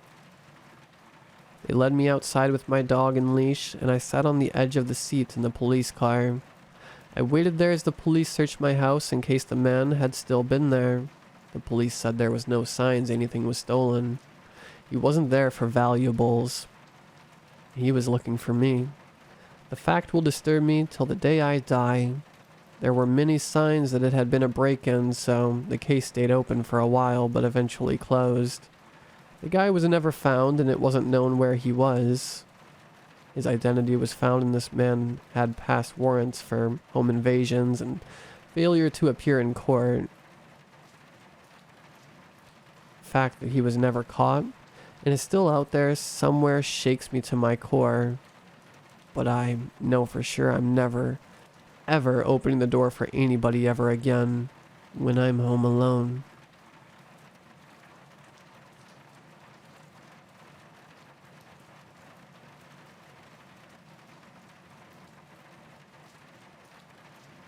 I want to preface my story with a warning to anyone who goes fishing regularly near the Huron Swamp in Michigan. When your instincts tell you that something is off during your fishing trip, no matter how unjustified they might seem, believe them. As you read on, I'm sure you'll agree that there were plenty of signs of impending danger during my trip before disaster struck, all of which I dismissed. Don't make my mistake. That nagging feeling that something is wrong is older than mankind and often a lot wiser. To those of you who've ever gone river fishing, have you ever set out one day and had the conviction that you were going to bag something massive? The kind of fish you have to wrestle with to get it on dry land? I had never experienced that conviction before now. A lifetime of fishing in the swamp had taught me to temper my expectations, to anticipate little action and accept that some days are barren for no good reason. I went on every trip with all of this in mind until 2 days ago. I prepared my gear according to my certainty that I'd land a monster that day, broke out my sturdiest composite fishing rod, my Daiwa spinning reel, and a double-hooked shrimp lure. In combination, is the kind of gear that I think can reel in anything short of a whale. Overkill. I don't know how I got it into my head that I'd be fishing out something large. Maybe it was the cover of gray clouds that promised rain. Rainfall churns the water and the silt in rivers, and large fish become more active when they have drifting sediment and a choppy surface to conceal themselves. I guess I felt it was perfect weather for it. Makes the rest of the day feel preordained somewhat. I set out on foot in the afternoon with my rod, a length of plastic rope, and a portable fridge with 4 bottles of Heineken. There was a section of water that I thought held promise, a secluded stretch concealed by surrounding red oak, deep enough that I could see the bottom from the riverbank, but with gently sloping sides that would allow me to wade a good distance into the water without losing my footing. Big fish often force you to do that. You have to go in and drag them out. The rope I brought with me was meant to make the task of pulling my hypothetical giant out of the water easier. The first half hour of casting and reeling and casting again was completely uneventful. More than that, it felt like a single moment stretched in time. There seemed to be no current in the river, not a single ripple on the surface. just a flat mirror to the gray sky above, like a slab of veined marble among the trees. I leaned back against the trunk and listened for the gentle rustling of leaves above me. I think there's a specific name for that sound. Begins with a P, but the leaves were as still and mute as the water. So I focused instead on the smell, the scent of damp earth. There's a name for that too, one that also starts with a P. I remembered this one. Petrichor. I've always found it soothing. Then the rod curved. It did so gradually, steadily, and I felt a growing strain against my right hand as the rod formed a gentle arc. Not a good sign. You know when you've hooked something alive when the tip of the rod quivers and trembles. This didn't look like that at all. In fact, it gave every sign that the lure had lodged itself under a sunken branch or boulder. I decided to quickly reel the line in to confirm my suspicion. As soon as I started spinning the reel, however, I found that I could bring the nylon back without too much trouble, and the rod wasn't bending any further. Whatever was on the end of my line was heavy, but it was yielding to my effort. It was coming up. The first hint of it was a dark oval, resolving itself below the sky's reflection, becoming more and more distinguishable as it rose about 12 yards away from me. I've always felt that one of the most thrilling parts of fishing is seeing your line zag to and fro as you watch something dashing in and out of sight underwater like a submerged comet. None of that here. Just the slow, upward movement of something that seemed to grow in size as it neared the surface. It appeared over the water like a submarine, exposing its full length to the open air for me to estimate from afar. 70 goddamned inches long. I was sure I had just pulled a gator until I noticed the dorsal fin on its brown back, and the thin curved barbels on its side. A flathead catfish. Never in my life had I seen one this huge. It was easily the largest river fish I'd ever encountered, dwarfing every muskie and gar that I had successfully caught over the years. I would have been over the moon about it, if it weren't for how lifeless the thing looked. Again, no to and fro, no thrashing, not the least bit of resistance. I began to reel it towards me, and it came without a fight, cutting the water in a straight line like a canoe. Maybe the hooks had snagged its bloated carcass by the mouth or the gills, I tentatively supposed. Or else it was a sickly adult that had managed to clamp down on the lure with what little effort it could muster. The thought that it was dead or dying hampered my enthusiasm, though it didn't completely kill it. The rain chose that moment to start, sudden as the opening of a faucet. The leaves cackled in unison with the river, and the petrichor became intense in my nostrils. Heavy rainfall crashed against the fish's hide, coating it in countless tiny splashes as it came towards me. It was within 7 yards from my position when it showed the first sign of life. It came so unexpectedly that I ducked in reflex. There was nothing sudden or violent about its movement, however. Its tail head simply swished to its left in a wide arc, almost touching the barbels on the face, slowly, deliberately. Then it repeated the motion towards its right, left, right again, pushing the whole body backwards, slow and powerful like the strokes of an oar. So powerful, in fact, that I had soon found that I was making very little progress in drawing it forward. My grip on the rod was failing to the point where I had to release the reel's rotary handle and grab the pole with both hands. By the time it was 6 yards away, I knew it wasn't coming any closer. I could see the fish's eyes at this distance, beady black pearls with the challenge in them. I was going to have to wade in and pull it out. I think it was around this time that I became slightly unnerved. The fish had gone from inert passivity to purposeful movement without apparent cause. Most of my excitement for catching it had waned by then. For the most part, I was just puzzled. Maybe that's what kept me going. The intrigue of my prey's behavior, the sheer weirdness of it. I wedged the rod in a narrow fork between two branches. Took my rope with a quivering hand and made my way towards the fish. I reached the water's edge and continued slowly, foot deep, knee deep. By the time I was waist deep, I had left the cover of the overhanging tree. Rain pelted my head and boiled the water. My eyes were fixed on the animal's head.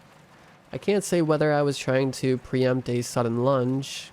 I don't know if the things I remember seeing beyond this point are imagined. My brain's way of chastising me after the threat has been more than confirmed for not heeding obvious signs of peril. Could be that I'm imagining having noticed the fish's slick skin gliding over itself, or the black eyes drooping below where their sockets should be, or the too open mouth. I don't remember reaching for the mouth. I definitely don't think I shoved my left arm down the thing's gullet. The shock of warmth on my skin came a split second before the pain. After that, it was agony. Synapses screaming along my trapped limb. An impossible pressure forcing its way through skin and muscle, prying me open. I think I yelled. I couldn't even tell what I was doing. Beating the thing with my free fist, maybe. Kicking, splashing. There was definitely splashing. The fish was moving with me. Thrashing, finally, or throbbing, convulsing. The exact moment when I freed myself is completely gone from my memory. I might as well have blacked out. The next thing I can recall was collapsing against the nearest tree trunk. My arm was sleeved in red. I must have been in shock because for a mad instant, I thought about cracking open one of the Heinekens, celebrating my survival. Then I pictured the catfish slithering out of the water, hunting me. I turned. I could see it in the water through sheets of rain. Different now. Flatter. I could see the greenish depths under the agitated surface through its body. Skin. The animal skin all in one piece. Floated away from the river's edge. A hollow ghost among the form. I ran home. I abandoned my equipment. Bushes whipped scars into my shins. The rain was beating a percussion into the foliage around me. Petrichor clogged my throat. I threw the door to my house open, burst into my bathroom, and ran the shower over my bloodied arm, almost throwing up from the stench of metal. Once I had washed most of the blood away, I was able to examine my wound. 3 ragged holes in a line along the underside of my forearm, each smaller than a quarter. I couldn't help a sob. The pain had been so severe that I was sure I would be staring at my bones through a wide gash. This was nothing next to what I expected. Far more bizarre, but not horrible. For a while I remained there, slumped over my arm. I drove myself to a hospital after I regained my composure. Got an antibiotic shot, a tetanus shot, a rabies shot. I told the people treating me that it had been a dog. I wasn't about to tell them a catfish bit me. Catfish can't bite. They have minuscule, rasping teeth that do little more than keep prey inside the mouth once it's caught. They don't hurt. They don't even leave a mark on you, let alone bleeding holes. After a half-hour waiting period with no negative reactions from the shots, I went back home with my left forearm wrapped in a bandage. That night was largely sleepless. I spent much of it sat up in my bed, just contemplating the arm, pressing on it lightly to test the pain. It had subsided steadily over time, leaving a dull itch in its wake. My lack of sleep combined with my fractured recollection had me questioning whether I had really felt such agony when I was grabbed. I still have doubts, even now. The itch has mostly receded by now. Now and then, I get a prickling sensation that runs up and down my arm on tiny barbed feet. I felt it right before I began writing this, actually. It reached my shoulder. Not sure what to make of it. I might ask the doctors about it when I get my next rabies shot. I'm still having trouble sleeping.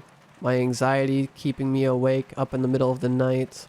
Or at least I think I'm waking up. Hard to tell when you're sleep deprived. Last night I found myself slouched over the wash basin in the bathroom facing the white glare of the lamp above the mirror. My guess is I had woken up after sleepwalking my way over there, because I felt the cold of the basin's rim against my hands pretty clearly. But some of it must have been a half-dream. My bandage has gone. I could see my exposed forearm in the mirror. I looked at the scarred copper circles in my reflection and thought I could see the skin around them sliding and rippling like mercury. Can't remember anything between that and waking up in the morning with the bandage still wrapped around my arm. I've been debating with myself how I should end this post for a while now. I still have to go back to the river, get my gear back. Not the rope I lost in the water, that can go to hell. Hate the thought of going near that place again, but I might call a friend of mine over, and we can bring it back together tomorrow morning. I might post an update to let you know how it went, or to tell you how my wound has developed, or to reassure anyone who wants to know how I'm holding up.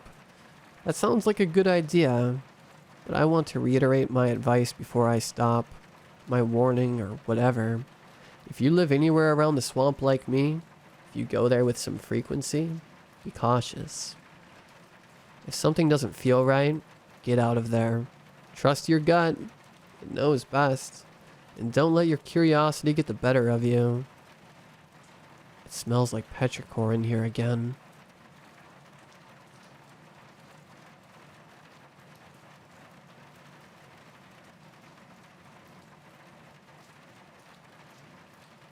The firefighting squad I am a part of began our 96-hour break. We did one of two things after a 5-day tour. The responsible ones went home to be with their families.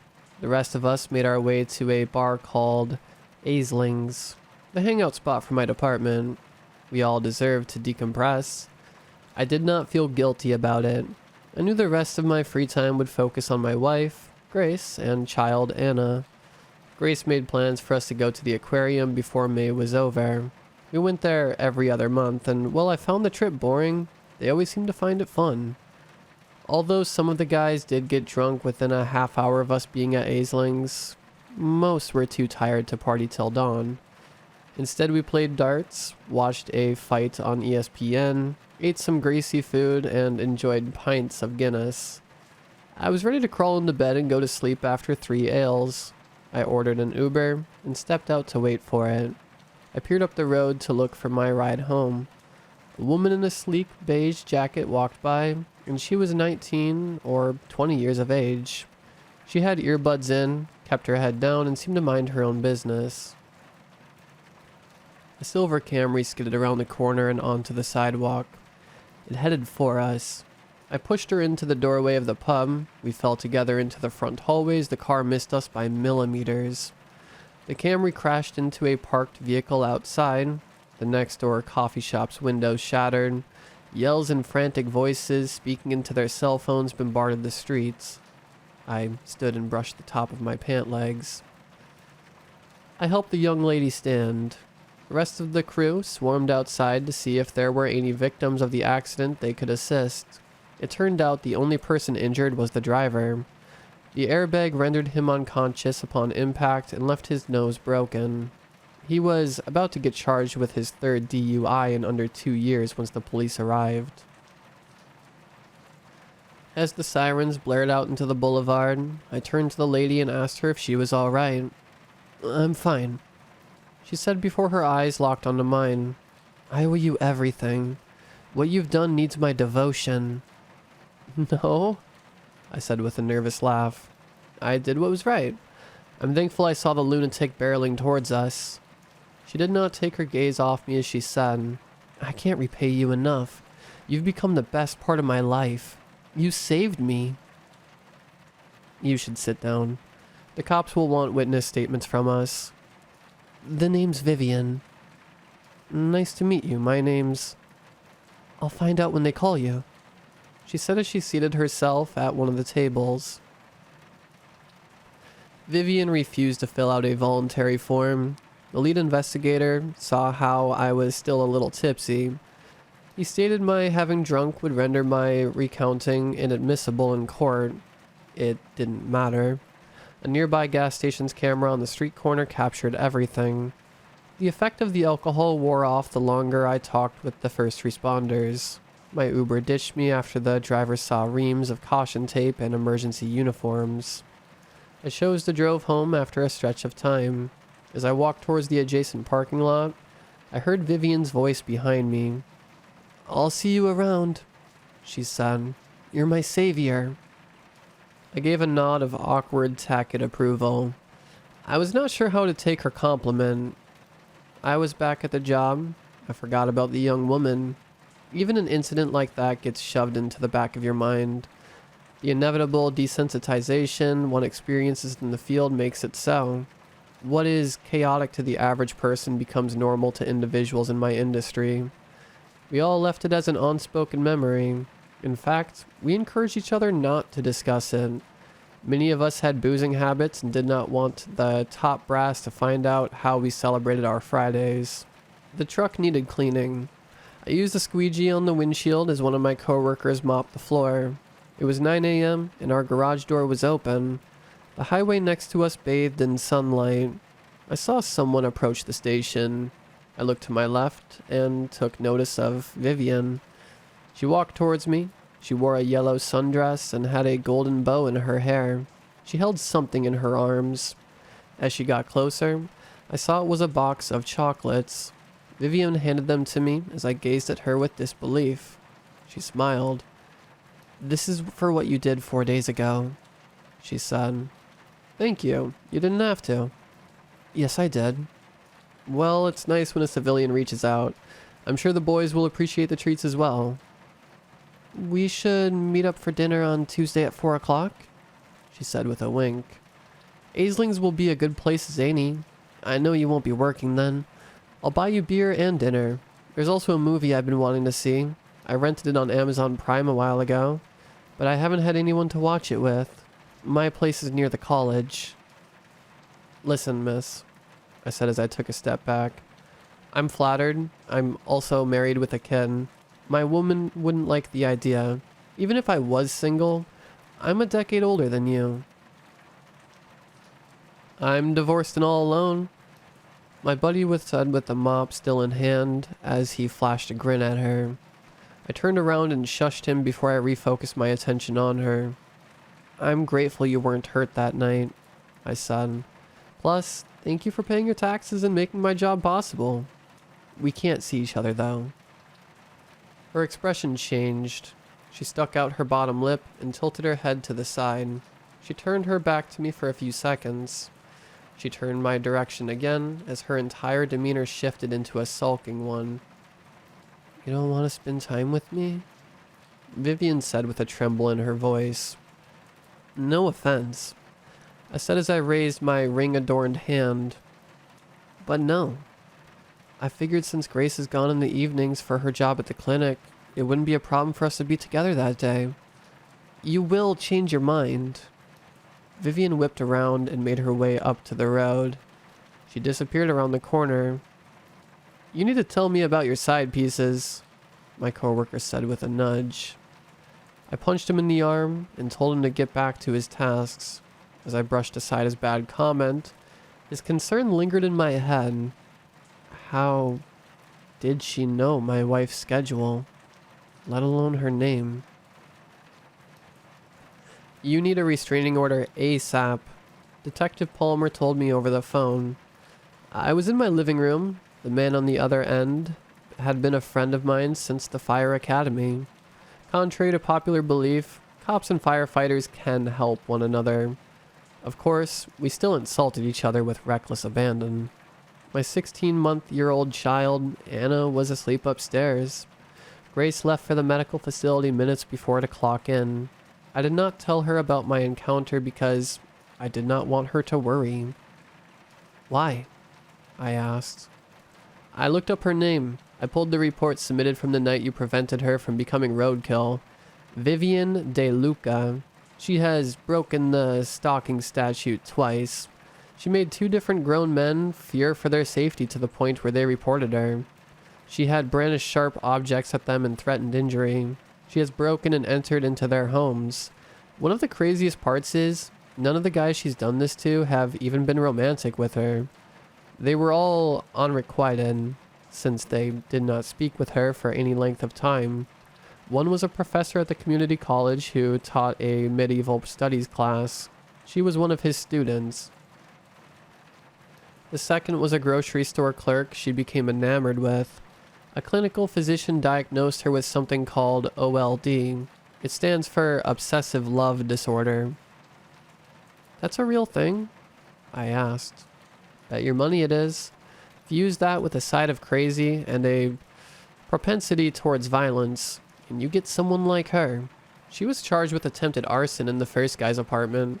She went into his place with a gasoline canister as he was sleeping. A public defender made a successful argument in her defense, so it never stuck. It helped her that the judge was on the brink of retirement and senile. Anyways, if you get a restraining order, they'll issue a third strike against her. She'll be off the streets for a while, so you and yours won't have to worry. Thanks for the help, I said. Always. Oh, and Ben, I hope you didn't eat any of those truffles. I know firefighters don't do anything except get fat at the station. Have a good night. Grace, Anna, and I were at the aquarium. We walked through the lobby and made our way to the main hall with changing ecosystems. We passed an artificial estuary filled with stingrays. Makeshift habitats with invertebrates, amphibians, and reptiles were everywhere. Anna, cradled in my arms, seemed to love the river otters the most. She giggled at them as we strolled by.